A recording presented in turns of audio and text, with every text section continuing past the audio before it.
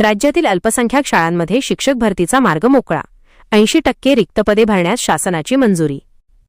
मुंबई. राज्यातील अल्पसंख्याक शैक्षणिक संस्थांमधील शिक्षकांच्या रिक्त पदांबाबत राज्य शासनाने एक महत्त्वपूर्ण निर्णय घेतला आहे. या निर्णयानुसार अल्पसंख्याक शाळांमधील मंजूर शिक्षक पदांपैकी 80% रिक्त पदे भरण्यास शासनाने अधिकृत मान्यता दिली आहे. यामुळे गेल्या अनेक दिवसांपासून प्रलंबित असलेला शिक्षक भरतीचा प्रश्न मार्गी लागला असून उमेदवारांना मोठा दिलासा मिळाला आहे.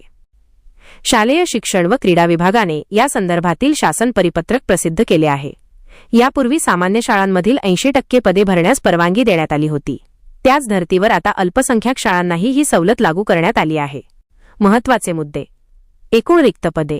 राज्यातील अल्पसंख्याक संस्थांमध्ये एकूण 1474 पदे रिक्त असल्याचे पत्रात नमूद करण्यात आले आहे. भरतीची मर्यादा. यापूर्वी रिक्त पदांच्या 50% पदे भरण्यास मान्यता होती, जी आता वाढवून 80% करण्यात आली आहे. पारदर्शक प्रक्रिया. सदर पदभरती ही विहित कार्यपद्धतीचा अवलंब करून आणि पारदर्शकपणे राबवण्याचे आदेश शिक्षण संचालकांना प्राथमिक व माध्यमिक देण्यात आले आहेत. पार्श्वभूमी. फेब्रुवारी 2023 आणि जून 2023 मध्ये घेतलेल्या शासन निर्णयांचा संदर्भ देऊन हा सुधारित निर्णय घेण्यात आला आहे. अल्पसंख्याक शाळांमधील रिक्त पदांमुळे विद्यार्थ्यांच्या शैक्षणिक गुणवत्तेवर परिणाम होत असल्याची बाब लक्षात घेऊन शासनाने ही मान्यता दिली आहे.